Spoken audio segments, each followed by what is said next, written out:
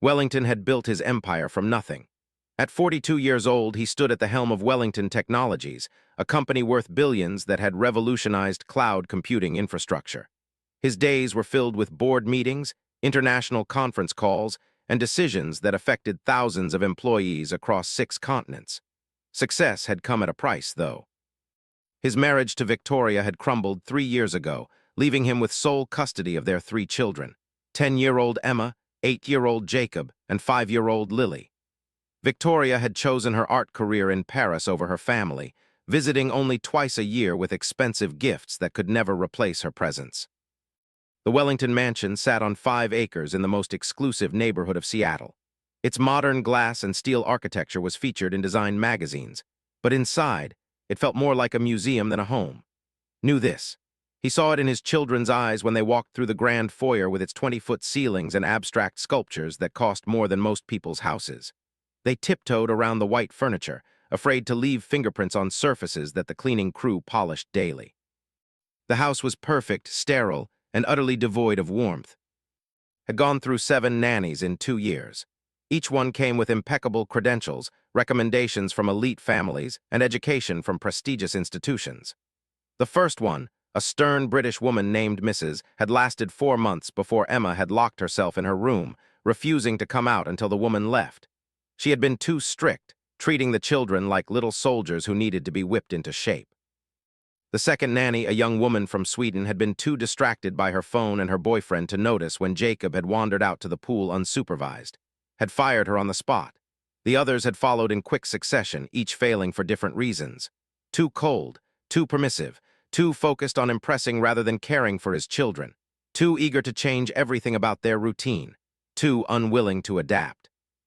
His executive assistant had been growing frustrated with the constant turnover. She was the one who had to conduct the initial screenings, check references, and coordinate interviews around impossible schedule. After the 7th nanny had quit, citing that the children were unmanageable, which knew was code for she couldn't be bothered to understand them, had sat him down with a different kind of proposal. "Mr. Wellington," she had said, her reading glasses perched on her nose as she reviewed her tablet, "I think we've been looking in the wrong places.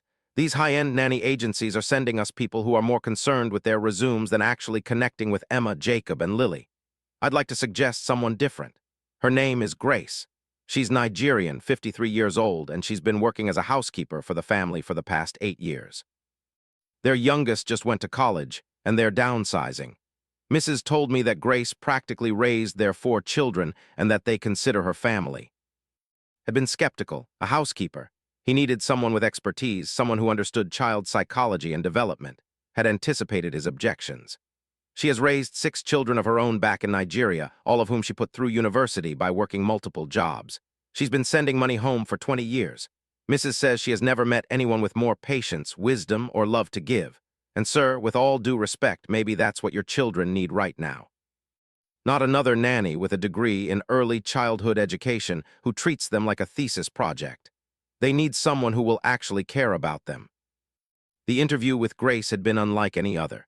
She had arrived in a simple blue dress, her hair wrapped in a colorful headscarf, her dark skin glowing with health despite the gray Seattle drizzle outside. She hadn't brought a portfolio or a list of certifications. Instead, she had looked directly in the eye and asked him about his children. What did they like? What made them laugh? What were they afraid of? What did they dream about? Had realized to his shame that he didn't have good answers to half of her questions. He knew Emma was at the top of her class. He knew Jacob played soccer. He knew Lily loved her stuffed rabbit. But their fears, their dreams, he had been too busy building his empire to notice. Grace had met the children that same day, had watched from his office window as she sat with them in the garden even though it was drizzling. She hadn't tried to organize activities or impress them with games. She had simply listened. Emma, who barely spoke to adults anymore, had talked for 20 minutes straight. Jacob, who was usually bouncing off the walls with energy, had sat still beside her. Lily had climbed into her lap within 10 minutes, something she hadn't done with any of the previous nannies. When it come out to check on them, Grace had been showing them how to make flower chains from the daisies that grew wild at the edge of the property, the part that the landscapers usually ignored. The children's laughter had echoed across the yard, a sound he realized he hadn't heard in months.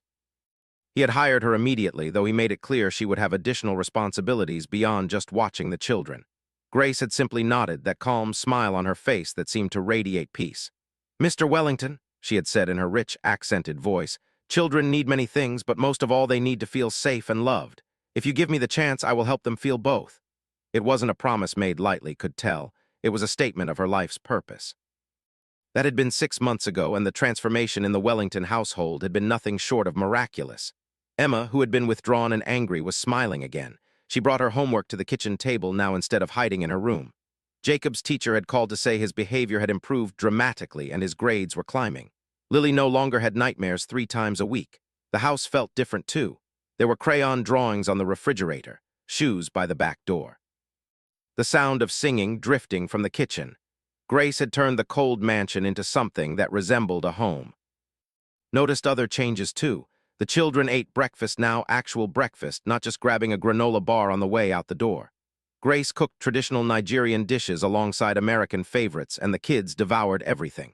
She had introduced family dinners at the kitchen table, not the formal dining room where they talked about their days. She had established bedtime routines that included stories and prayers. Prayers was not a religious man. He believed in data, in market analysis, in strategic planning. God and faith were things he had left behind in his childhood, relics of his grandmother's influence that had no place in his rational, modern world. But Grace prayed. She prayed before meals, thanking God for the food and for their health. She prayed when the children were upset, asking for peace and comfort. She prayed when they succeeded, offering gratitude for their blessings. The children had started to pray too, something Victoria would have mocked mercilessly, had said nothing. Whatever Grace was doing was working, and he wasn't about to interfere with success. Besides, he was rarely home before 8 in the evening, and the children were usually in bed by then. His involvement in their daily routine was minimal, something else he felt guilty about but seemed unable to change. This particular Thursday had started like any other, had been in Tokyo for a series of meetings with potential investors. The deal was worth $300 million, and he had spent 4 days in back-to-back negotiations. He was exhausted, running on coffee and adrenaline, his eyes gritty from too many hours staring at presentation slides. The meetings had concluded earlier than expected, the investors finally agreeing to his terms. His team wanted to celebrate, to hit the high-end bars in, but had felt a sudden, overwhelming urge to go home. Not to the empty house he usually returned to, but to his children. He couldn't explain it. Maybe it was the way the lead investor had talked about missing his daughter's piano recital. Maybe it was the photograph of someone's family he had glimpsed on a desk. Whatever it was, had booked a flight that would get him home by early afternoon instead of Sunday night as originally planned. He hadn't told anyone he was coming, would have insisted on arranging a car service, alerting the household staff, making sure everything was perfect for his arrival. But had simply grabbed his carry-on, caught a cab to airport, and settled into his first-class seat for the 9-hour flight. He had tried to sleep but couldn't. His mind kept returning to his children. When was the last time he had really talked to Emma? Not about her grades, but about what she was thinking, feeling. When had he last played with Jacob, really played, not just tossed a ball in the yard for 5 minutes before taking a phone call? Had he read Lily a bedtime story even once this month? The flight landed at Sea Airport at 1:30 in the afternoon, collected his bag, bypassed the waiting drivers holding signs, and got into his own car that he kept in long-term parking. The drive to his house took 40 minutes, the Seattle traffic surprisingly light for a Thursday afternoon. As he pulled through the gates and up the long driveway, he noticed Grace's old Civic parked near the service entrance. Good. She was there. The children would be home from school by now. Emma got out at 2:30 and Jacob and Lily at 3. It was nearly 3:15. Parked in the main garage and entered through the side door, the one that led directly to the mudroom. He could hear voices coming from deeper in the house. Children's voices. His children. He set down his bag quietly, not wanting to startle anyone, and followed the sound.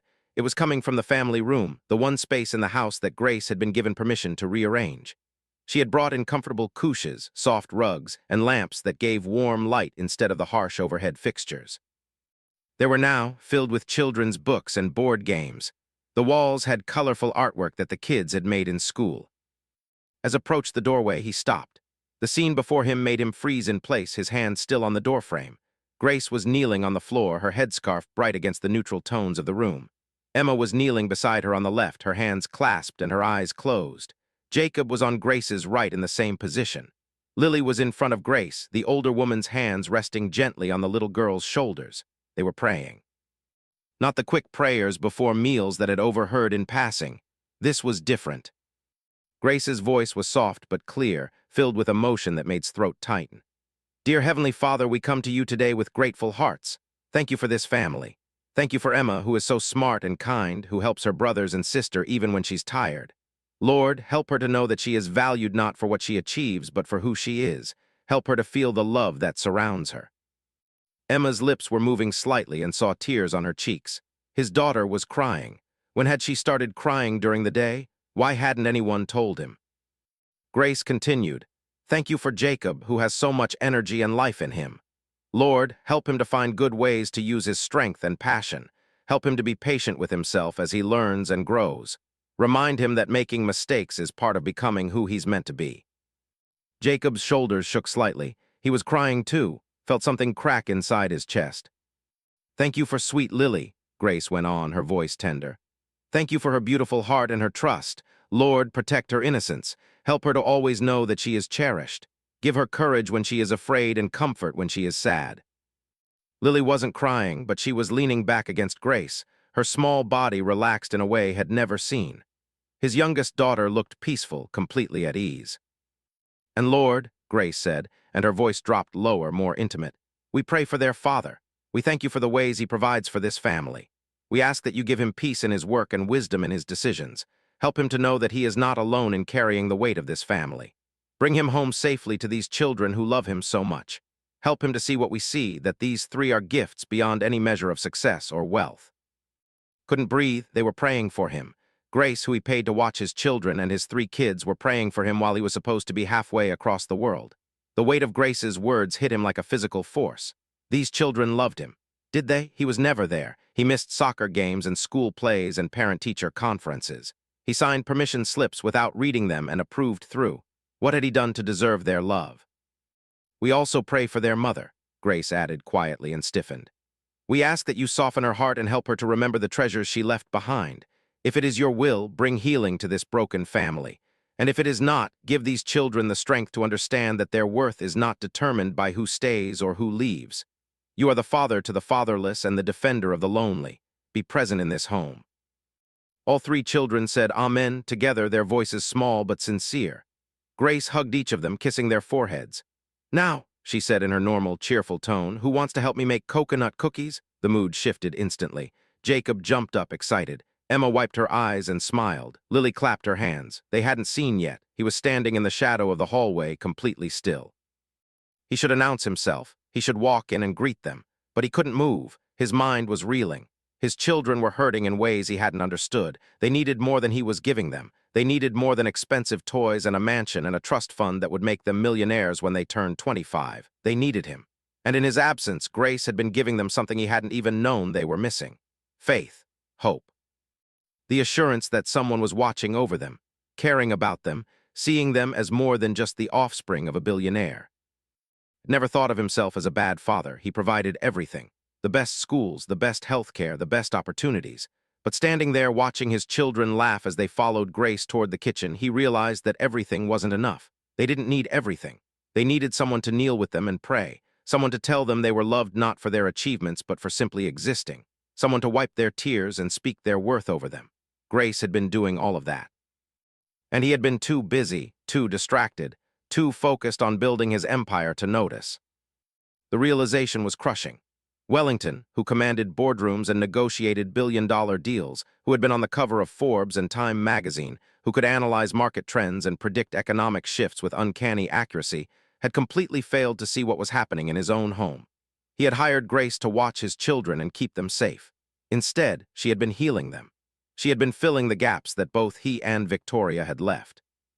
She had been teaching them that they mattered, that their feelings were valid, that they were worthy of love and attention and care. How many times had she done this? How many afternoons had she knelt with them, speaking life into their wounded hearts? How many times had she prayed for him while he sat in airport lounges or hotel conference rooms? How many times had his children cried in her arms because their mother was in Paris and their father was chasing the next deal? Backed away from the doorway quietly, his legs unsteady. He made his way to his office on the first floor and closed the door. The room was exactly as he'd left it 4 days ago. Clean desk, Organized shelves, floor-to-ceiling windows overlooking the manicured lawn, everything in its place. Everything under control, except it wasn't. Nothing was under control. His life was a carefully constructed illusion of success, and behind it his children were falling apart. He sat down in his leather chair and put his face in his hands. When was the last time he had cried? Maybe at his grandmother's funeral 15 years ago. She had been the one who prayed with him when he was a child, the one who took him to church every Sunday, the one who told him that God had a plan for his life. He had loved her, but when she died, he had let go of her faith along with his grief. It seemed childish, believing in something you couldn't see or measure. He had replaced faith with ambition, prayer with planning. It had served him well, or had it? His phone buzzed in his pocket, probably wondering if he had landed yet, or maybe one of his executives with a question about the Tokyo deal. There was always something. Always another fire to put. O sat in his office for nearly an hour, his mind churning through everything he had witnessed. The sound of his children's laughter drifted through the house, mixing with Grace's warm voice and the clatter of baking sheets. They were making cookies together, completely unaware that their father was home and that their world was about to shift in ways none of them could anticipate. He knew he couldn't hide forever. Eventually, someone would notice his car in the garage or hear him moving around. But the truth wasn't ready to face them yet. He wasn't ready to look into his children's eyes knowing what he now knew, understanding the depth of pain he had been too blind to see. His phone buzzed again. This time he looked. "Hope Tokyo went well. See you Monday." He typed back a quick response. "Came home early, taking a few days. Handle anything urgent?" Her reply came immediately. "Of course, everything okay?" Stared at the question. No, everything was not okay. Everything was fundamentally broken. But he typed, "Yes, just need some time with the kids," and set the phone down. Time with the kids. When was the last time he had genuinely spent time with them? Not the obligatory Sunday breakfast where he scrolled through his tablet while they ate. Not the brief goodnight kisses when he happened to be home before they were asleep. Real time, present time. The kind of time where he actually listened to what they were saying instead of thinking about quarterly earnings or market projections. He couldn't remember. That realization sat like a stone in his stomach. From the kitchen came a burst of laughter, followed by Grace's voice saying something he couldn't quite make out. Then Lily's high-pitched squeal of delight. His daughter was happy. They all seemed happy, at least in this moment, and that happiness existed without him. The house had found its rhythm in his absence. Grace had created a routine, a structure, a sense of normalcy that didn't require his presence. Part of him was grateful. The children were being cared for, loved even. But another part of him, a part he didn't want to examine too closely, felt something that resembled jealousy. His children had bonded with the hired help in a way they had never bonded with him. That wasn't fair and knew it. Grace wasn't just hired help. She was a woman who had sacrificed everything to give her own children opportunities, who had left her home country to work in a foreign land, sending money back month after month to pay for school fees and medical care and all the things that meant her children could build better lives. She had been doing that for 20 years, had told him. 20 years of putting others first. 20 years of loving people who weren't even in the same hemisphere. And now she was pouring that same love into Emma, Jacob, and Lily, not because she had to, but because that was who she was. Grace gave love the way other people breathed, naturally and constantly, and without expecting anything in return. Stood up and walked to the window. His property stretched out before him, perfectly landscaped, every hedge trimmed to geometric precision, every flower bed arranged by color and height. It was beautiful in a sterile, controlled way, like everything else in his life. He had spent so much time and energy building this perfect exterior that he had forgotten to tend to what was happening inside. His business was thriving, his bank account was overflowing, his reputation was sterling. But his family was wounded. His children were crying, and he had been too distracted to notice. The smell of baking cookies wafted through the house, sweet and warm. It reminded him of his grandmother's kitchen, that small, cluttered space where flour dusted the countertops and the oven was always on. She had made cookies every Saturday, and Young would stand on a stool beside her, helping to mix and measure and shape. She would tell him stories while they baked, stories about faith and perseverance and the importance of loving people well. She would say in her gentle voice, "You can build the tallest building in the world, but if you don't have love, you've built nothing at all." He had thought he understood what she meant back then. He had been wrong. A knock on his office door startled him. Before he could respond, it opened, and Grace stood there, her eyes wide with surprise. "Mr. Wellington, I did not know you were home. The children did not tell me." She stopped, clearly flustered, wiping her flour-covered hands on her apron. "I am sorry, I should have checked." Grace interrupted, his voice coming out rougher than he intended. He cleared his throat. I just got back, came home early. I was about to come find you all. The lie felt heavy on his tongue. Grace studied him with those perceptive eyes of hers and had the uncomfortable feeling that she could see right through him. You look tired, she said simply. Long trip. There was no judgment in her voice, just observation. Yes, admitted, very long, longer than you know, he thought. The children will be so happy to see you, Grace said, and her face lit up with genuine warmth. They talk about you all the time. Emma told her class about your company yesterday during show and tell. She is so proud of you. The words hit like a punch. Emma was proud of him, after everything, after all the missed recitals and forgotten promises and absent days. How could she be proud of him when he had given her so little of himself? I heard you, said suddenly, the words spilling out before he could stop them. Earlier, in the family room, I heard you praying with them. Grace's expression didn't change, but something flickered in her eyes. Not fear exactly, but wariness. She had been caught doing something that wasn't strictly in her job description, and she was waiting to see how her employer would react. I hope that is all right, she said carefully. The children have been through much. Prayer brings them comfort. Did I give you permission to teach my children about God? Asked. He hadn't meant for the question to sound so harsh, but it did. Old defenses rising up, walls being built. Grace met his gaze steadily. No, sir, you did not, but you also did not forbid it. And when Emma came to me crying one night asking why her mother did not love her enough to stay, I did not know what else to do but pray. When Jacob got in trouble at school for fighting and he told me he was angry all the time but did not know why, I prayed with him. When Lily has nightmares about being left alone, I pray that God will help her feel safe. She paused and her voice softened. I am sorry if I overstepped, but I could not stand by and watch these children hurt without offering them the only thing I know that truly heals. Felt his anger deflate before it could even fully form. How could he be angry at someone for caring, for giving his children exactly what they needed when he had been too absent to even know they needed it? I'm not angry, he said finally. I don't know what I am. Grace nodded slowly as if she understood.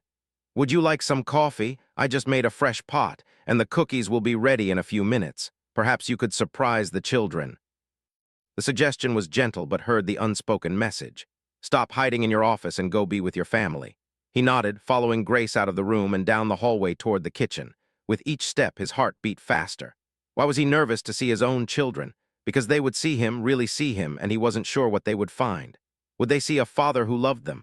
Or would they see a stranger in an expensive suit who sometimes slept in their house? The kitchen was chaos in the best possible way. Flour covered the counter and dusted the floor. Mixing bowls were stacked in the sink. Lily had chocolate smeared on her cheek. Jacob was arranging cookies on a cooling rack with intense concentration.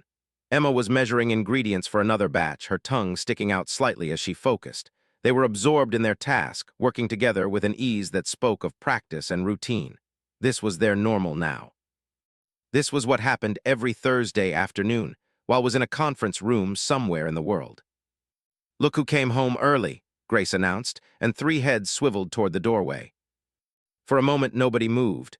Then Lily shrieked, Daddy, and launched herself across the kitchen, caught her, flour and all, lifting her up as she wrapped her arms around his neck. You're home, you're home. Grace said you wouldn't be back until Sunday. I finished early and wanted to see you, said, and his voice cracked slightly. Lily didn't notice, but Emma did. His oldest daughter was watching him with those serious, knowing eyes that reminded him so much of his mother. Jacob came next, slightly more reserved but still grinning. Did you bring us presents from Tokyo? It was his standard question whenever returned from a trip. Usually had thought ahead and purchased something at the airport. This time he hadn't. I brought myself, said, trying to make it sound like a joke. Is that good enough? Jacob considered this seriously.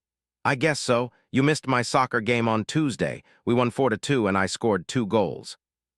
The words were casual but heard the hurt underneath. He missed my soccer game. He was supposed to be there and he wasn't. I'm sorry I missed it, said, setting Lily down but keeping a hand on her shoulder. That's amazing that you scored 2 goals. Can you tell me about them? Jacob's face brightened, and he launched into an enthusiastic play-by-play of each goal, complete with hand gestures and sound effects. Listened, really listened, watching his son's animated expressions and feeling something twist inside his chest. This was important to Jacob. This was his triumph, his victory, and he wanted to share it with his father. How many other triumphs had missed because he was busy chasing the next deal? Emma had returned to measuring ingredients but could feel her attention on him. When Jacob finally wound down, crossed to the counter where she stood. "Hey, Emma Bear," he said, using the nickname he hadn't spoken in months. "Grace says you did show and tell about my company." Emma shrugged, not meeting his eyes. "Yeah, we had to talk about what our parents do. Most kids talked about doctors or teachers. I talked about technology and cloud computing." She added another measurement to her bowl with precise care. Mrs. Henderson said it was very educational. "I'm sure it was," said. "You probably explained it better than I do in most of my presentations." He was trying to connect, trying to bridge the gap that had grown between them, but it felt awkward, forced. Emma clearly felt it too. "Can I ask you something?" Emma said suddenly, finally looking up at him. Her expression was guarded in a way that no 10-year-old should be. "Of course, anything." "Do you actually like what you do?" The question caught off guard. "Your work, I mean, does it make you happy?" It was such a simple question and found he didn't have a simple answer. Did his work make him happy? It made him successful, it made him wealthy, it made him influential. But happy? When was the last time he had felt genuine joy about closing a deal or launching a new product? The thrill had faded years ago, replaced by a relentless drive to do more, achieve more, build more. "I like what my work allows me to provide for you and your brother and sister," he said carefully. Emma's face fell slightly and realized he had given the wrong answer. Or maybe it was the right answer, just not the one she wanted to hear. "Grace says that God gave us gifts to use for good, not just to make money. She says the best life is the one where you love people well." Emma returned her attention to the mixing bowl. "I think Grace is really wise." "I think Grace is really wise too," agreed, glancing at the woman who was now helping Lily clean chocolate off her hands. Grace's back was to them, but suspected she was listening to every word.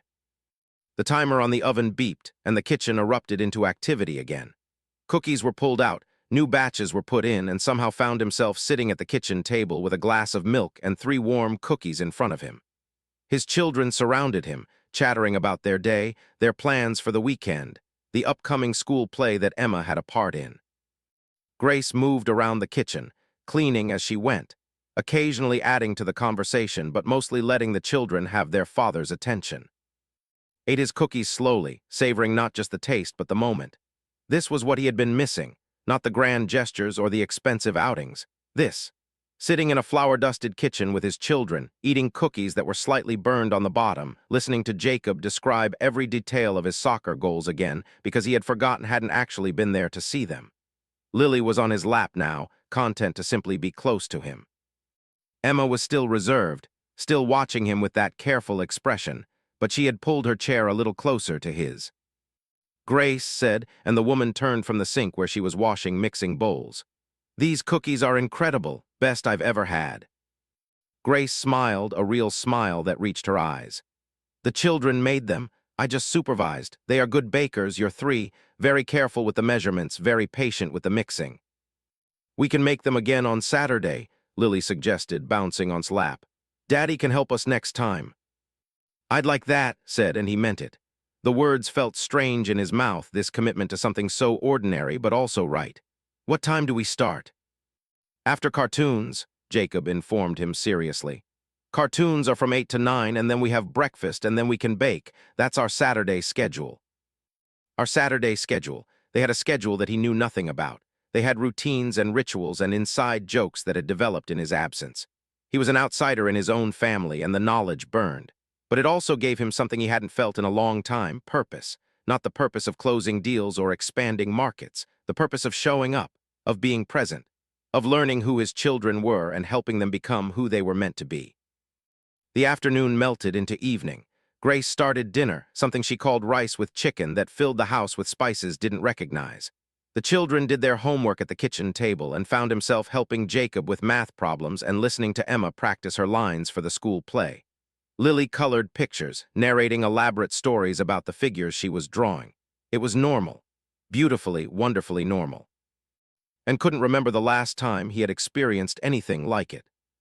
When dinner was ready, they sat together at the kitchen table, not the formal dining room. Grace said a prayer, thanking God for the food and for bringing home safely. The children echoed her amen. They ate and talked, and discovered that his children were funny and thoughtful and far more interesting than he had given them credit for. Emma had strong opinions about environmental policy.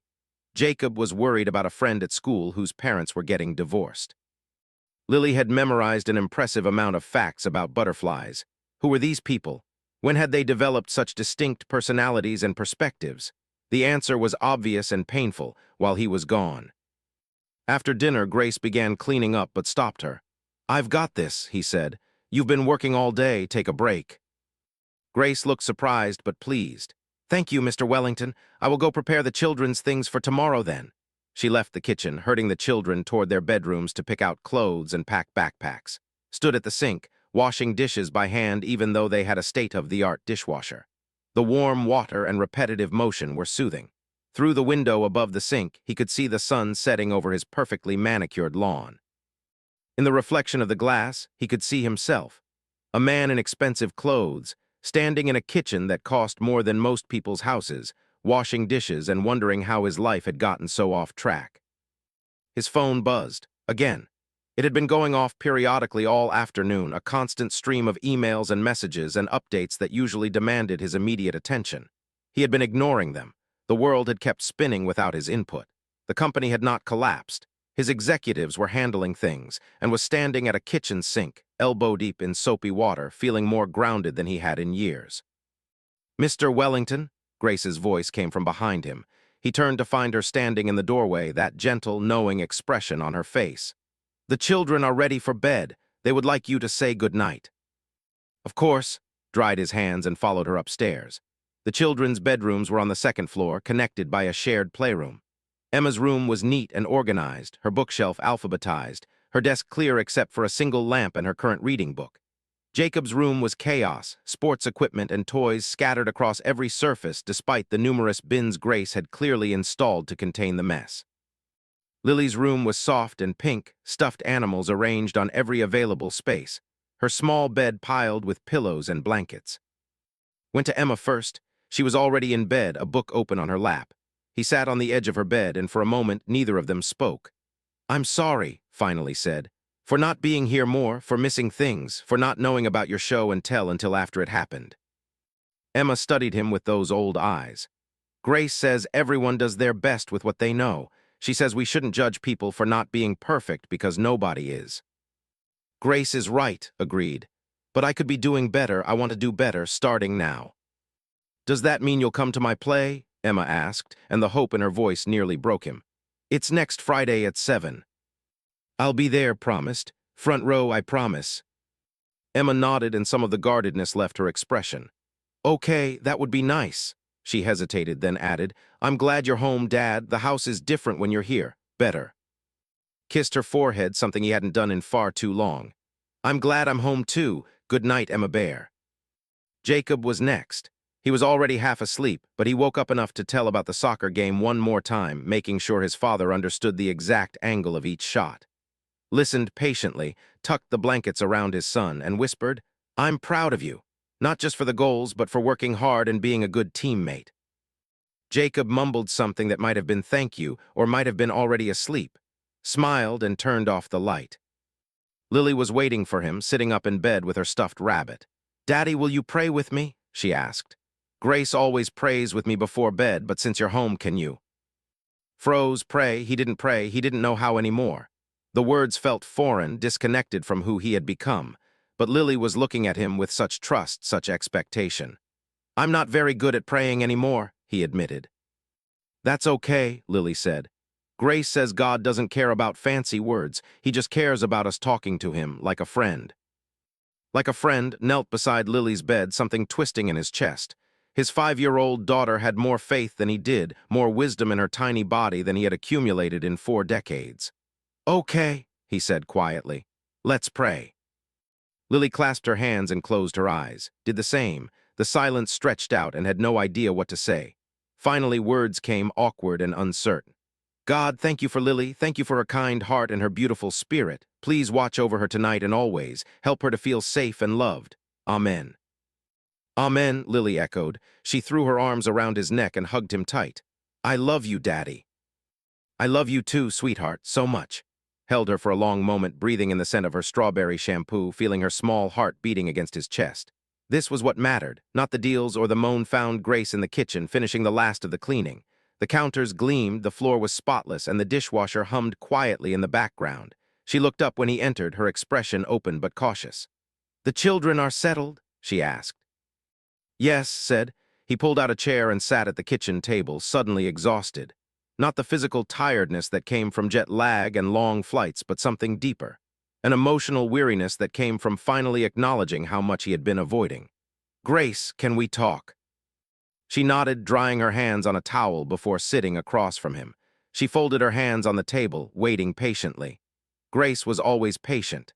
It was one of the things that made her so effective with the children.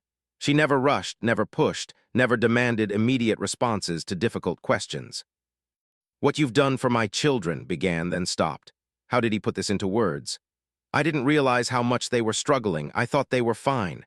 The nannies before you said they were difficult, unmanageable. But they're not, are they? They're just hurting." Grace's expression softened with compassion. "They are wonderful children, Mr. Wellington, smart and kind and full of life. But yes, they have been hurt. Divorce is hard on children, even when it is necessary. And when parents are absent, even when the absence is because of important work, children feel it. They think it must be their fault. They think maybe if they were better, smarter, more interesting, their parents would want to be with them." The words hit like physical blows. "Do they really think that I don't want to be with them?" "Children need reassurance," Grace said gently. "They need to be told, shown, reminded over and over that they are valued, not for what they achieve or how they behave, but simply because they exist. Emma works so hard in school because she thinks if she gets perfect grades, you will notice her. Jacob acts out sometimes because negative attention feels better than no attention. Lily has nightmares about being abandoned because in her little mind, her mother already abandoned her and her father is never home. So why would she stay?" Each word was another nail driven into his heart. He had thought providing for his children was enough. He had thought that working hard to give them every advantage was what a good father did. But he had missed the most basic need of all. They needed him, not his money, not the lifestyle he provided, him present, engaged, caring about the details of their lives. "How do I fix this?" asked, and his voice came out rougher than he intended. "How do I undo the damage?" Grace reached across the table and placed her hand over his. The gesture was maternal, comforting. "You cannot undo the past, Mr. Wellington, but you can change the future. You are here now. That is a start. The question is, will you stay here? I do not mean physically in this house, though that would help. I mean, will you stay present in their lives? Will you show up for the soccer games and the school plays and the ordinary Tuesday evenings when nothing special is happening? Because that is what they need. Not grand gestures, not expensive trips, just you consistently choosing them." "My work started," but Grace shook her head. "The work will always be there. There will always be another deal, another crisis, another opportunity that seems urgent. But your children are only young once. Emma will be a teenager in 3 years. Then she will be focused on her friends and her own life, and the window for building a relationship with her will close. Jacob needs a father now, while he is still figuring out what it means to be a young man. Lily needs to know her father loves her now, while her understanding of the world is being formed. You cannot get this time back."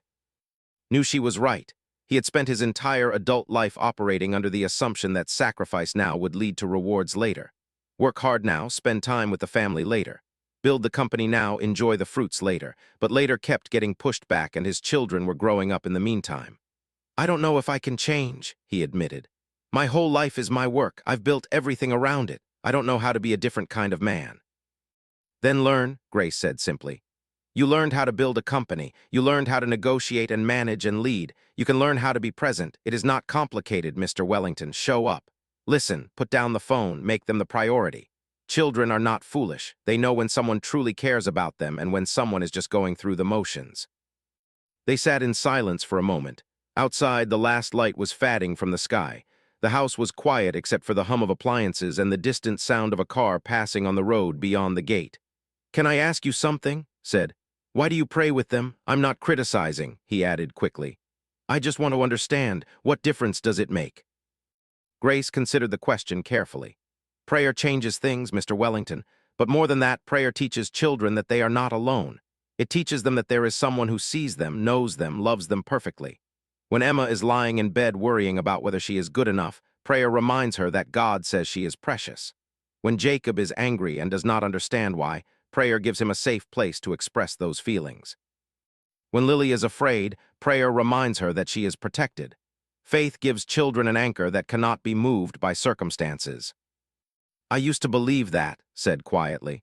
When I was young, my grandmother was very religious. She took me to church, taught me to pray, but I grew up and decided it was just wishful thinking, fairy tales for people who couldn't handle reality. And now, Grace asked, now I don't know what I believe, but I heard you praying this afternoon before you knew I was home. You prayed for me. You asked God to give me peace and wisdom. You said I wasn't alone in carrying the weight of this family. Met her eyes. Do you really believe that? That God cares about something as small as one man's struggle to be a good father? Grace smiled, and it was the warmest, most genuine smile had seen in a long time. Mr. Wellington, God cares about every sparrow that falls. Do you think he cares less about a man trying to love his children well? Of course he cares. He sees you. He sees your struggles, and he is waiting for you to ask for help. I don't know how to ask, admitted. I don't remember how to pray for myself. It's been so long. Start simple, Grace suggested. Talk to God like you would talk to your grandmother. Tell him what is in your heart. Ask him for what you need. He will listen. He always listens. Nodded slowly. It seemed too simple, too easy. But then again, Lily had said the same thing.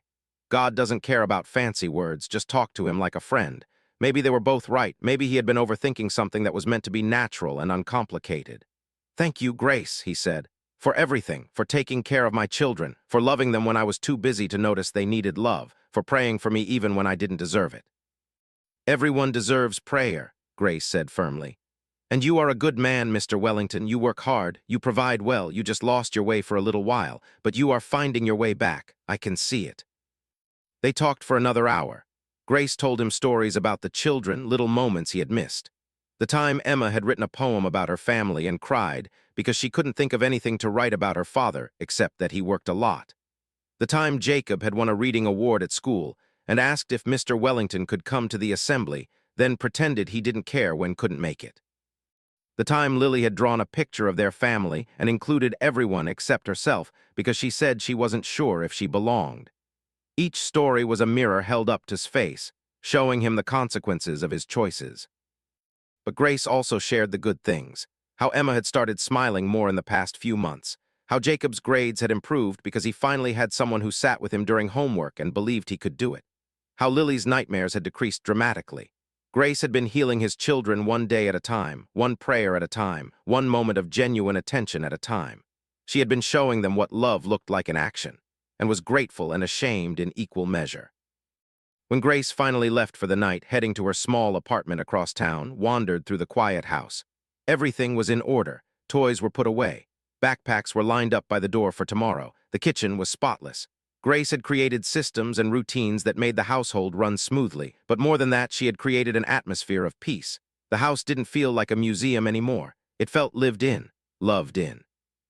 Climbed the stairs to the second floor and paused outside Emma's room.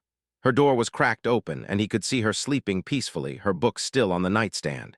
He wanted to go in, to sit beside her bed and promise her that things would be different. But she was asleep, and promises made in the dark were easy. It was the promises kept in the daylight that mattered. He continued to his own room, the master suite that took up half of the third floor. It was more like a luxury hotel room than a bedroom, all sleek lines and expensive furniture. Had always thought it was impressive. Now it just felt cold. He changed into comfortable clothes and lay down on the bed, staring at the ceiling. Sleep felt impossible. His mind was racing, replaying every moment from the afternoon, every word Grace had said, every expression on his children's faces. Talk to God like you would talk to your grandmother. The words echoed in his head. Closed his eyes and tried to remember how to pray. The words didn't come easily. They felt clumsy, uncertain, but he tried anyway. God, if you're there, if you're listening, I need help. I've made such a mess of things. My kids are hurting, and it's my fault. I've been so focused on giving them things that I forgot to give them me. I don't know how to fix it. I don't know how to be the father they need. I don't even know if I can change, but I want to. I want to be better. Please help me. The prayer felt inadequate, childish even. But as lay there in the darkness, something shifted. Not dramatically, not with lightning bolts or divine voices, just a subtle easing of the weight he had been carrying. Maybe Grace was right. Maybe God was listening. Maybe asking for help was the first step toward actually receiving it. The next morning woke early. For once, it wasn't because of an alarm or a phone call from overseas. He simply woke up with a clarity of purpose he hadn't felt in years. He showered and dressed, then went downstairs before the children were awake. Grace arrived at 6:30, her usual time, and found already in the kitchen. "Good morning, Mr. Wellington," she said, surprised. "You are up early." "I thought I'd make breakfast," said. "For the kids, if that's okay with you." Grace's face lit up with approval. "That is more than okay. That is wonderful. What were you thinking of making?" "I have no idea," admitted. "I haven't cooked breakfast in probably 15 years. What do they like?" Together, they made pancakes from scratch, not from a box. Grace showed how to test the griddle temperature and when to flip each pancake so it cooked evenly. They set the table together, putting out syrup and butter and fresh fruit. When the children came downstairs at 7, rubbing sleep from their eyes, they stopped in the doorway and stared. "Is that Daddy cooking?" Jacob asked, disbelief clear in his voice. "Sure is," said, trying to sound casual even though his heart was racing. "I made pancakes. Grace supervised so I didn't burn them. Come sit down." The children exchanged glances, clearly uncertain how to respond to this development. But hunger won out and they climbed into their chairs. Served them and they ate together, the morning light streaming through the kitchen windows. It was awkward at first. The children kept glancing at as if expecting him to suddenly pull out his phone or announce he had to leave for an emergency meeting. But he stayed. He ate pancakes. He asked about their plans for the day. He listened when they answered. When it was time for school, surprised everyone again. "I'll drive you," he announced. Grace usually took them in her but wanted to do it. He wanted these extra minutes with them. Emma, Jacob, and Lily piled into a car they had rarely ridden in. Usually it sat in the garage while took the Tesla or was driven by his regular chauffeur. "This is weird," Jacob announced from the backseat. "But also cool. None of my friends' parents drive." "Well, none of my friends' parents are billionaires," Emma added. There was something in her tone couldn't quite read. Pride, resentment, both. "What do you think about that?" asked, glancing at her in the mirror. "About me being a billionaire." Emma shrugged, looking out the window. "I don't know. It's normal for me, I guess. But sometimes I wish we were just regular, like Sarah's family. Her dad is an accountant and her mom is a teacher, and they eat dinner together every night and go to her swim meets." The words stung but kept his voice steady. "What would regular look like for us?" "Like yesterday," Lily piped up. "With the cookies and dinner together, that felt regular, that felt nice." Pulled up to the elementary school first, where both Jacob and Lily attended. He got out of the car and walked them to the entrance, something he had never done before. Other parents stared. He attracted attention, but more than that, Wellington himself attracted attention. He was known in Seattle, his picture in the business section regularly. Seeing him at the elementary school drop-off was like spotting a celebrity at the grocery store. "Bye, Dad," Jacob said, and there was something different in his voice. A warmth that hadn't been there yesterday. "Bye, buddy, have a great day. Kill it in soccer at recess." Lily hugged his leg before running after her brother. "Love you, Daddy." "Love you too, sweetheart," waved as they disappeared into the building, then got back in the car. Emma was still in the back seat, watching him with those analytical eyes. "You know you don't have to do all this," she said quietly as started driving toward the middle school. "The breakfast and the driving and the staying home, I know you have important work to do." "You're more important," said. The words came out before he could second-guess them, and he realized they were true. "I've let work become more important for too long, but you and Jacob and Lily are the most important things in my life. I need to start acting like it." Emma was quiet for a moment. Then so softly almost missed it, she said, "Mom used to say that too, at the beginning before she left." There it was, the real fear, the reason Emma was guarded and skeptical. She had heard promises before, she had believed them before, and then her mother had chosen Paris over her children. Why should she believe her father would be any different?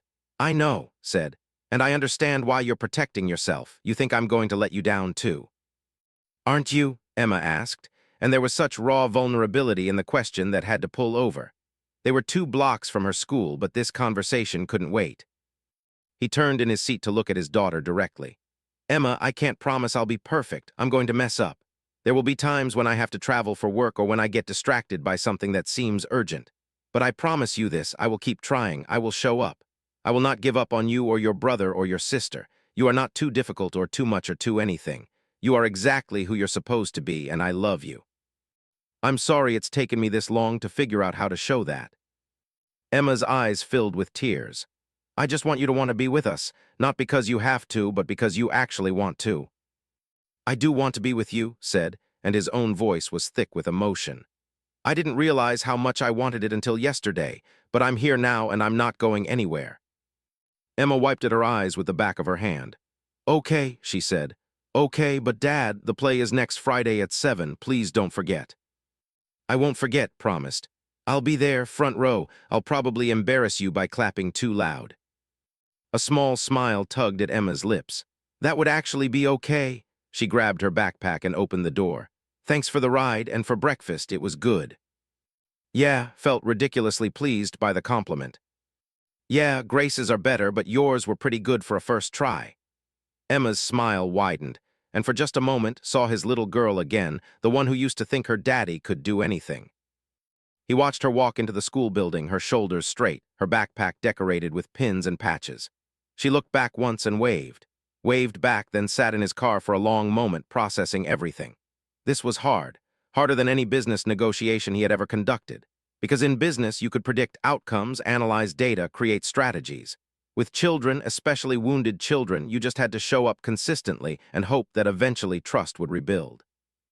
There were no guarantees, no contracts to sign that would return home to find Grace preparing for her daily tasks. She looked surprised to see him back so soon. Everything all right? She asked. Everything's fine, assured her. I drove them to school, thought I'd spend the day here, work from home. He had never worked from home before, not once in the 6 years since the mansion had been completed. His office downtown had everything he needed, but today he wanted to be where his children would return. Called at 8:30, right on schedule to go through the day's agenda. Listened to the list of meetings, conference calls, and decisions that needed his attention. Cancel everything, he said when she finished. There was a long pause. Sir, everything. We have the board meeting at 10, and the investors from Singapore are expecting your call at 2. The product launch review is at 4, and... Cancel it all, repeated. Reschedule what can be rescheduled, delegate the rest. I'm taking the rest of the week off. Are you ill? Asked, genuine concern in her voice. In 12 years of working for Wellington, she had never known him to take a sick day, much less a week off. No, I'm not ill. I just need to be home right now. Trust me on this. You've been telling me for years that I work too much. Well, you were right. Recovered quickly, her professional demeanor sliding back into place. Of course, Mr. Wellington, I'll handle everything. Should I tell people you're dealing with a family matter? Yes, that's exactly what you should tell them, because that's exactly what I'm doing. Ended the call and looked at Grace, who was pretending not to have overheard but clearly had. I imagine that's probably the first time in your 6 months here that you've seen me home on a Friday morning. It is, Grace confirmed. But I think it is a good thing. The children will be happy to know you are here when they return from school. Spent the morning doing something he had never done, learning his own house. He knew the layout, of course, knew which rooms were which, but he had never actually paid attention to how the household ran. Grace walked him through the daily routine. The morning cleaning, the laundry system, the meal planning. She showed him where everything was kept, explained the schedules she had created, the systems that kept 3 children organized and on track. You've basically been running this entire house by yourself, observed as they stood in the laundry room, which was bigger than most people's bedrooms. Efficient machines lined the walls, and Grace had labeled baskets for each child. It is my job, Grace said simply. And I do not mind, I love these children, but yes, it is much work, especially when they were resistant at first. Emma did not want another nanny. She had decided to hate me before we met. But she doesn't hate you now, said. She loves you, they all do. Grace smiled softly. Love takes time and consistency. You cannot demand it or buy it. You can only earn it through showing up every day and proving you are trustworthy. Children have been disappointed so many times. They need to see that you mean what you say. The words echoed what Emma had said in the car. Show up. Be consistent. Prove you're trustworthy. Was beginning to understand that parenting was less about grand gestures and more about mundane reliability. It was about being there for breakfast every morning, asking about homework every evening, showing interest in the small details that made up a child's daily life. They had lunch together, Just and Grace. She made a simple meal of sandwiches and soup, and they sat at the kitchen table. Found himself talking more openly than he had with anyone in years. He told her about his grandmother, about the church they attended together, about the simple faith he had once held. He told her about building his company, about the sacrifices he had made, the relationships he had lost. He told her about Victoria, about their marriage that had been dead long before the divorce papers were signed. She wanted me to choose, said, staring into his soup bowl. The company or the family. She said I couldn't have both, that I was becoming someone she didn't recognize. I thought she was being dramatic. I thought she just didn't understand the pressure I was under, the responsibility I carried. But she was right. I was becoming someone different, someone harder, colder, someone who put deals before people. And the children, Grace asked gently, did they ask you to choose? No, they never asked for anything except my time, but I kept telling myself there would be time later, when the company was more stable, when we had more security, when this deal was done or that product launched. Later never came, and Victoria left, and I buried myself in work even more because at least there I knew what I was doing. At least there I could succeed. Grace reached across the table and took his hand, the gesture maternal and comforting. Mr. Wellington, it is never too late to change. Yes, you have missed things. Yes, there is hurt that needs healing. But your children are still young. They still want their father. The door is not closed. It is harder now than it would have been if you had started sooner, but it is not impossible. What if I fail? Asked, voicing the fear that had been growing since yesterday. What if I can't change? What if I get pulled back into work and I let them down again? Then you apologize and try again, Grace said simply. Perfection is not the goal. Connection is the goal. Your children do not need a perfect father. They need a present father. One who tries, who admits when he fails, who keeps showing up even when it is hard. That is all any child really needs. They cleaned up together and found himself asking Grace questions about her own children. She pulled out her phone and showed him pictures. 6 beautiful grown children, all living successful lives in Nigeria, a doctor, 2 teachers, an engineer, a business owner, a nurse. Grace's face glowed with pride as she talked about each one. You must miss them terribly, said. Every day, Grace admitted. But I talk to them often, and I am saving money so I can go home and visit next year. I have not seen them in person in 3 years. There was sadness in her voice, a deep ache for the family she had sacrificed so much for. 3 years was stunned. Grace, why didn't you tell me? We could have arranged for you to visit them. I would have paid for the trip. Grace shook her head.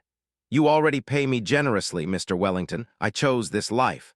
I chose to come here to work so I could give my children opportunities. That was my decision. But you shouldn't have to choose between being with your children and providing for them, protested. Let me give you a raise, a substantial one, and 2 weeks paid vacation starting immediately. You can go visit your children in Nigeria. Grace's eyes widened. Mr. Wellington, that is too much. It's not enough, interrupted. You've been taking care of my children, loving them, healing them. You've been doing the job I should have been doing. The least I can do is make sure you get to see your own children. Please, let me do this. Tears welled up in Grace's eyes, and she nodded. Thank you so much. You are a good man. Wasn't sure he deserved that assessment, but he was grateful for it anyway. They spent the afternoon together, Grace teaching the children's routines. When to pick them up from school, what snacks they preferred, how to help with homework without doing it for them. It was like learning a foreign language, all these small details that Grace knew by heart but was discovering for the first time. When it was time to pick up the children, drove again. Lily and Jacob were thrilled to see him at pickup, their faces lighting up with genuine joy. Emma was more reserved but could see the pleasure in her eyes. They stopped for ice cream on the way home, a spontaneous decision that had all 3 children staring at in shock. We can have ice cream before dinner, Jacob asked, as if had just announced they were all moving to Mars. Just this once, said, to celebrate. Celebrate what? Lily wanted to know. Celebrate me being home. Celebrate you guys being awesome. Celebrate Friday. Do we need a reason?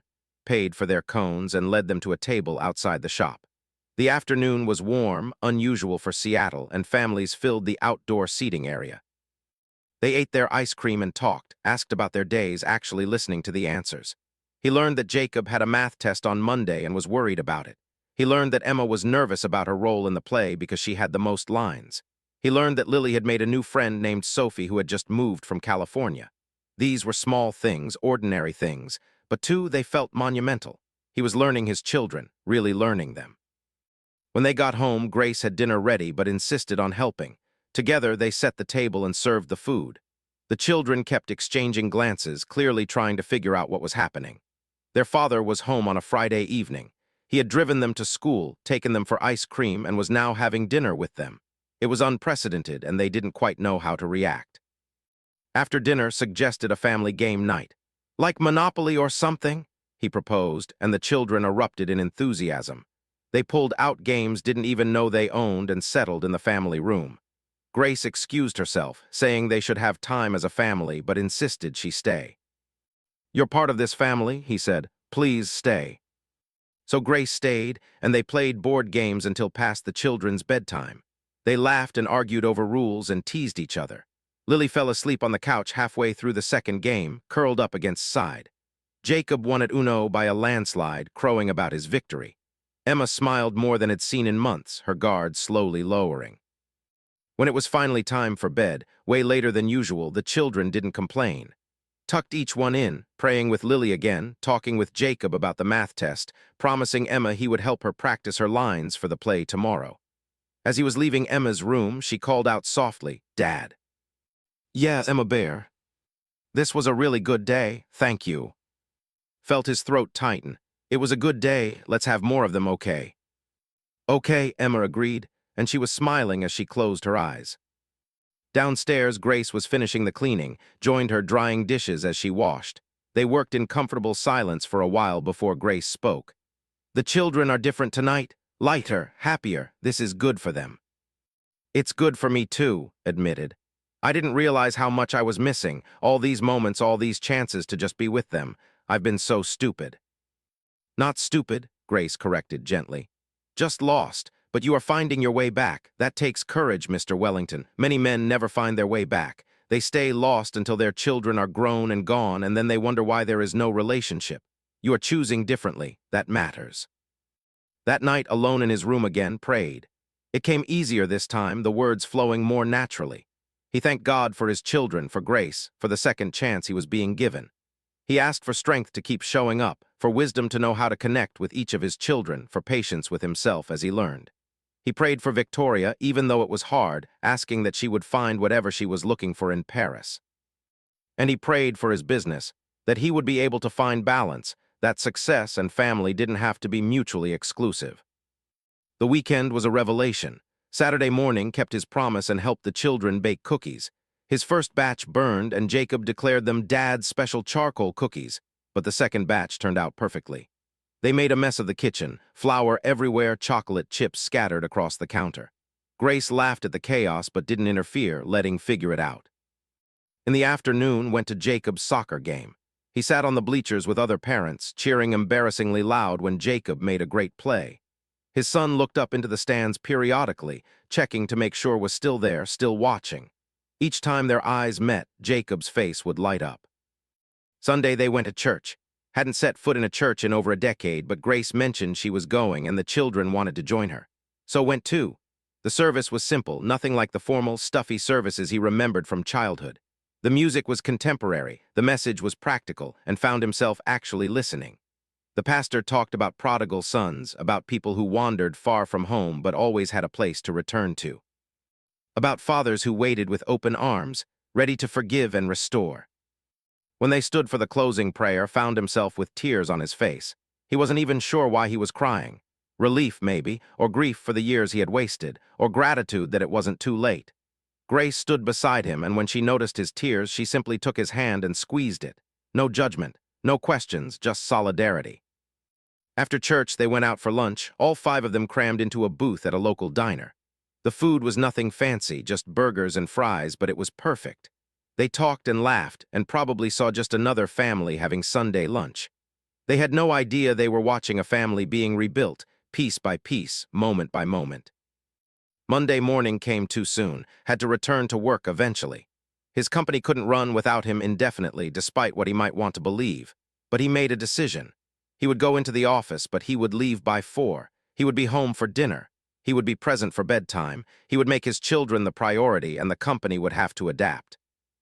Nearly fell over when he told her the new plan.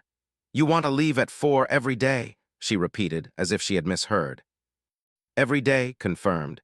Unless there's a genuine emergency, I need to be home for my kids, so restructure my schedule. Earlier meetings, more virtual calls from home, whatever it takes. Make it work.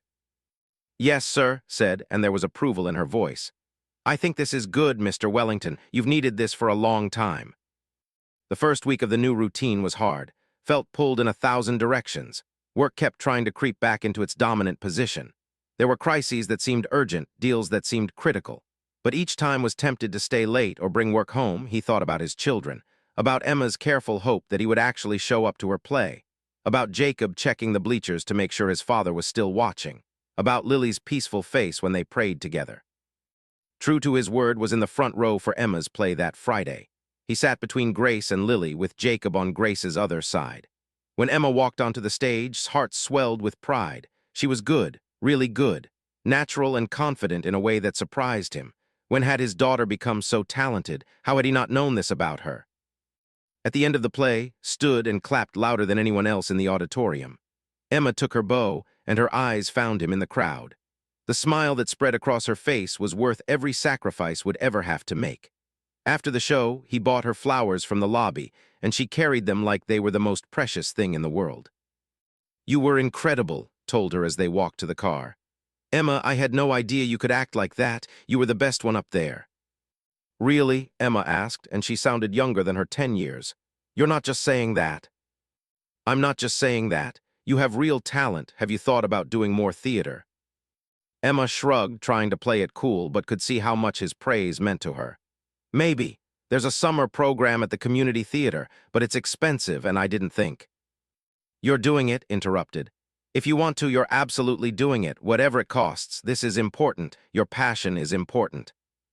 That night, after the children were in bed, sat with Grace in the kitchen. It had become their routine, these late evening conversations. She was wonderful tonight, Grace said. Emma, she has worked so hard on that play. I almost missed it, said quietly. 2 weeks ago, I would have missed it. I would have been in some boardroom somewhere, and I would have missed watching my daughter shine. But you did not miss it, Grace pointed out. You were there, and that is what she will remember, not the times you were absent, but this time when you showed up. Hoped she was right. He was learning that rebuilding trust took time.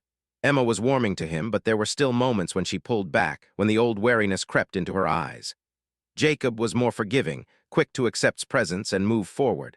Lily was the easiest, her young heart ready to love. 3 months passed, and the changes in the Wellington household became permanent rather than experimental. Had restructured his entire life around his children, and while it hadn't been easy, it had been worth it.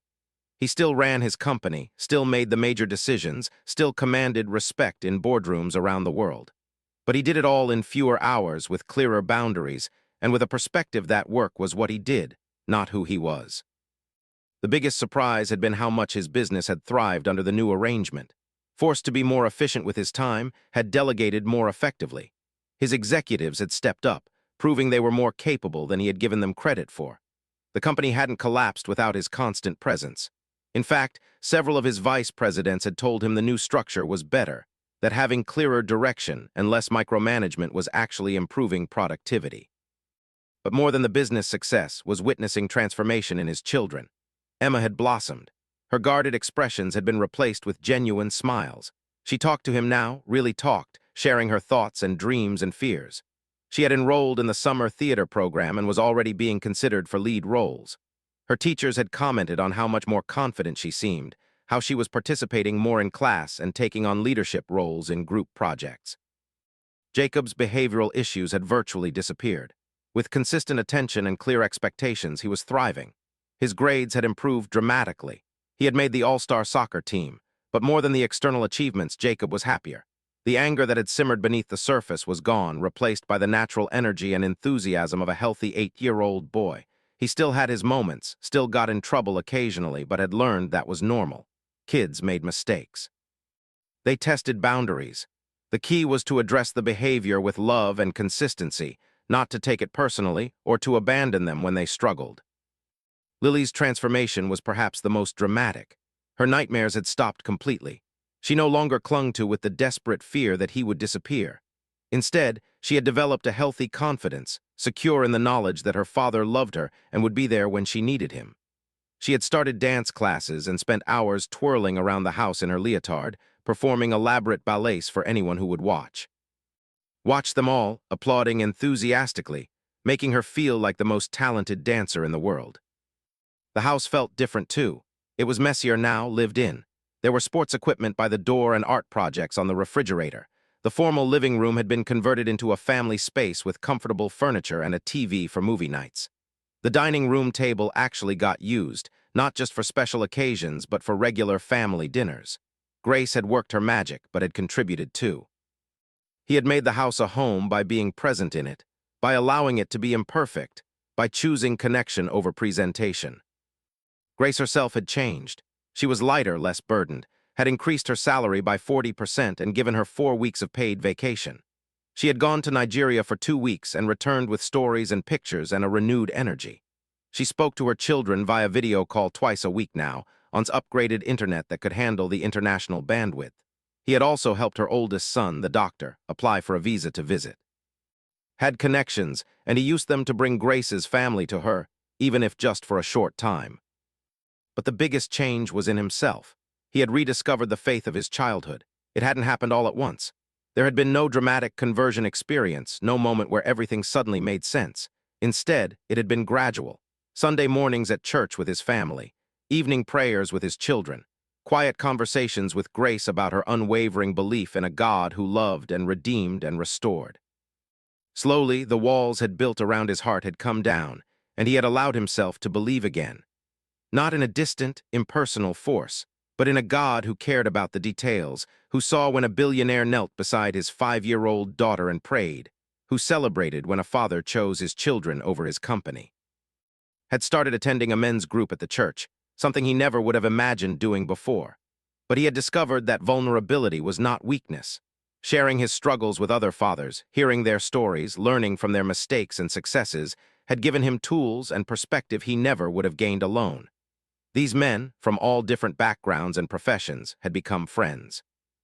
Real friends, not business acquaintances or networking contacts, but people who knew his story and accepted him anyway. One Tuesday evening, arrived home from work at 4:30, his new usual time. The house was alive with activity. Jacob was practicing soccer drills in the backyard. Lily was dancing in the family room. Emma was at the kitchen table working on homework while Grace prepared dinner. It was beautifully chaotic, wonderfully normal. Stood in the doorway for a moment, just watching, grateful for the noise and the mess and the life that filled his home. "Daddy," Lily spotted him and came running, launching herself into his arms. "Watch me, I learned a new spin today in dance class." "Show me," said, setting down his briefcase and giving her his full attention. Lily demonstrated her spin, wobbling slightly but completing the rotation, applauded. "That's amazing, you're getting so good." Jacob came in from outside, sweaty and breathless. "Dad, can you help me with my math homework later? I don't understand fractions." "Absolutely," agreed. "After dinner, we'll work on it together." Emma looked up from her books. "Don't forget you're taking me to get my hair cut at 6. Had forgotten, but he didn't say so. He had learned to keep a detailed calendar of his children's activities and appointments. "Right, your haircut. We should probably leave at 5:45 to make sure we're on time. Will you be ready?"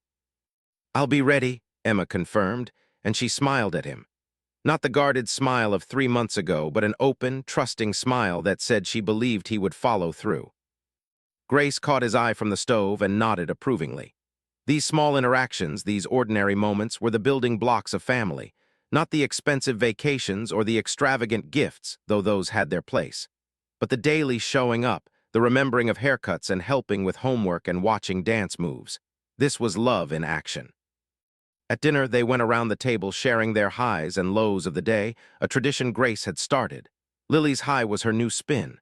Jacob's low was losing at tetherball during recess. Emma's high was getting an A on her history paper. His high was closing a deal that would bring 50 new jobs to Seattle. His low was missing lunch because of back-to-back meetings. "You need to eat, Mr. Wellington," Grace scolded gently. "You cannot take care of others if you do not take care of yourself." "Yes, ma'am," said with a smile. "I'll do better tomorrow, I promise." After dinner helped Jacob with his fractions. Math had never been strongest subject, and watching his son struggle with the same concepts was humbling. They worked through problem after problem, patient even when Jacob got frustrated.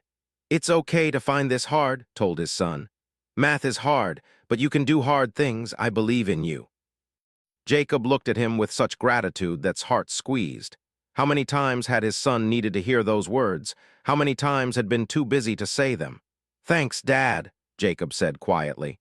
You're really good at explaining things. You're really good at listening, replied. That's actually the harder part. Come on, let's do a few more, then you can take a break. At 5:45, and Emma headed out for her haircut. The drive to the salon was quiet at first, comfortable silence. Then Emma spoke. Dad, can I ask you something? Always. Are you happy now? Like, happier than you used to be? Emma's question was direct, vulnerable. She was testing, trying to understand if the changes in her father were real and lasting. Considered his answer carefully. I'm happier than I've been in a very long time. I didn't realize how unhappy I was before because I was too busy to notice. But yes, I'm happy. Being with you and Jacob and Lily, that's when I'm happiest. Even more than when you close big deals? Emma asked skeptically. Even more than that, confirmed. Do you know what I realized? Success at work feels good for about 5 minutes. Then you're just looking for the next thing to achieve. But time with you guys, that fills me up in a way nothing else does. That makes me feel successful in a way that matters. Emma nodded slowly, processing this information. I'm glad you're home more. I know I was kind of mean to you at first. I'm sorry. You weren't mean, said. You were protecting yourself. That was smart. I had to earn your trust back. I'm just grateful you gave me the chance. They pulled up to the salon and Emma started to get out, then paused. I love you, Dad. Like I really love you. Not just because you're my dad, but because you're actually a good dad now. You know. Sighs stung with sudden tears. I love you too, Emma Bear, so much, more than I know how to say. Emma smiled, then hopped out of the car. Watched her walk into the salon, her shoulders straight, her confidence evident. This was his daughter, smart, talented, strong, and she loved him, not because he was rich or successful, but because he had shown up. He had chosen her. He had fought for their relationship, and it was working. That night, after all 3 children were in bed, found Grace in her usual spot in the kitchen, preparing lunches for the next day. He poured them both tea and sat down at the table. Grace, I need to thank you. Grace looked up, surprised. For what, Mr. Wellington? For everything, for loving my children when I was too distracted to do it properly, for showing me what was important, for praying for me even when I didn't deserve it, for not giving up on this family. Paused, searching for the right words. You saved us. I don't think that's an exaggeration. If you hadn't come here, if you hadn't been exactly who you are, I don't know where we'd be right now. But I know it wouldn't be this. This family, this healing, this hope. That's because of you. Grace's eyes filled with tears, but she smiled. Mr. Wellington, I did very little. I just loved your children and pointed you back to God. The rest, the change in you, the healing in this family, that is because you chose it. You could have kept working and ignoring what I was trying to show you, but you did not. You woke up, you changed, you fought for your family. That is not me, that is you. It's both of us, insisted, but I want you to know how grateful I am, and I want to ask you something. He had been thinking about this for weeks, but tonight felt like the right time. I know you miss your children in Nigeria. I know you send them money every month. What if I sponsored them? What if I helped them come here or helped you go back there? What if I made sure you didn't have to choose between being with your family and providing for them? Grace stared at him, speechless. Finally, she found her voice. Mr. Wellington, I could not ask you to do that. That is too much. You're not asking, I'm offering. Grace, you've given my children a gift I can never repay. You've given me my life back. Let me do this. Let me help your family the way you've helped mine. Grace wiped at her eyes, tears streaming down her face now. I do not know what to say. This is more than I ever dreamed. To think I could be with my children again, not just for a visit, but really be with them. To think I could see my grow up, that I could be there for them the way I have been here for yours. It is too wonderful. So that's a yes? Asked, smiling through his own tears. Yes, Grace whispered. Yes, thank you so much. God is so good, so faithful. He is, agreed, and he meant it. 3 months ago, he wouldn't have been able to say those words with any conviction. But now, looking at the transformation in his life, in his children, in his priorities, couldn't deny God's hand in it all. He had been lost, and he had been found. His family had been broken, and it was being restored, not perfectly. There were still hard days, still moments of struggle. Emma still had her walls that went up sometimes. Jacob still got frustrated and acted out occasionally. Lily still had moments of insecurity, and still had to fight the pull of work, the temptation to fall back into old patterns. But they were a family now, A real family, not just people who shared a last name and a house. They ate dinner together, they prayed together, they laughed together, they supported each other. And at the center of it all was love, messy, imperfect, but genuine love. The kind of love that Grace had been modeling all along. The kind of love that God offered freely. The kind of love that transformed everything it touched. Over the next few months, worked on bringing Grace's family to America. It was a complicated process, full of paperwork and bureaucracy, but had resources and determination. He hired immigration lawyers, he made calls, he used his influence, and slowly, steadily, progress was made. Grace's oldest son, the doctor, was approved for a visa first, then her daughter, who was a teacher. One by one, her children began making plans to visit and eventually to stay.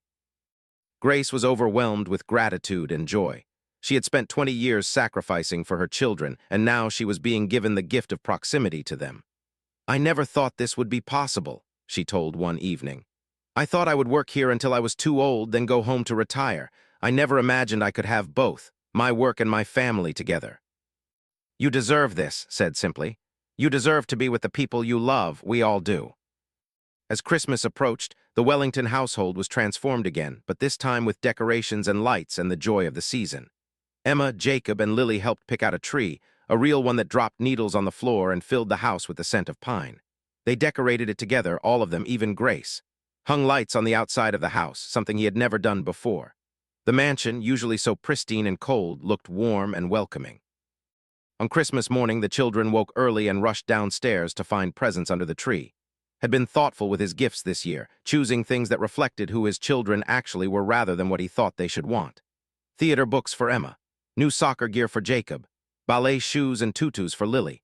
But more than the presents, they had each other. They opened gifts together, drank hot chocolate that Grace made from scratch, and spent the day in their pajamas playing with their new things. That afternoon, Grace's oldest son arrived from Nigeria. His flight had been delayed, but he made it just in time for Christmas dinner. Grace's face when she saw him was something would never forget. She had not seen her son in 3 years, and the reunion was tearful and joyful. They embraced for long minutes, both of them crying, both of them overwhelmed. Children watched with wide eyes, and Lily whispered, "Is that Grace's son? He came all the way from Africa." He did, confirmed, because family is worth traveling for. Family is worth everything. They had dinner together, all of them crowded around the table. Grace's son, whose name was, told stories about Nigeria, about his work as a doctor, about his own children who were still back home but would hopefully be able to visit next year. The children listened, fascinated, asking questions about life in another country, watched the interaction and felt a deep sense of rightness. This was what life was supposed to be. People gathered together, sharing food and stories and love. Not isolated in their own pursuits, but connected. After dinner, Grace stood and raised her glass. "I would like to make a toast," she said, her voice thick with emotion. "To Mr. Wellington, who opened his home and his heart. To these 3 beautiful children who have given me so much joy. To my son, who has traveled so far to be here. And to God, who orchestrates all things for good, we are blessed beyond measure." "To blessings," echoed, and they all clinked glasses. That night, after everyone had gone to bed, stood in the family room looking at the Christmas tree. The lights twinkled softly, casting a warm glow over the room. Outside, snow had started to fall, rare for Seattle. The world was quiet, peaceful, thought about where he had been a year ago. Alone, isolated, successful on paper but failing in all the ways that truly mattered. He thought about the afternoon he had come home early from Tokyo and heard Grace praying with his children. That moment had changed everything. It had been the catalyst for transformation, the wake-up call he desperately needed. He knelt down, something he did more easily now, and prayed. "God, thank you. Thank you for Grace. Thank you for my children. Thank you for giving me eyes to see what was important. Thank you for not giving up on me even when I had given up on you. Help me to never forget this lesson. Help me to always choose people over profit, presence over productivity, love over ambition. Keep my eyes on what matters. Keep my heart soft. Keep my priorities straight. I don't want to ever go back to who I was. I want to be the father you created me to be. The man you created me to be. Thank you for the chance to try again. Amen." As stood, he heard a sound behind him. Emma was standing in the doorway, her blanket wrapped around her shoulders. "I couldn't sleep," she said. "Too excited about Christmas still, I guess." "Come here," said, opening his arms.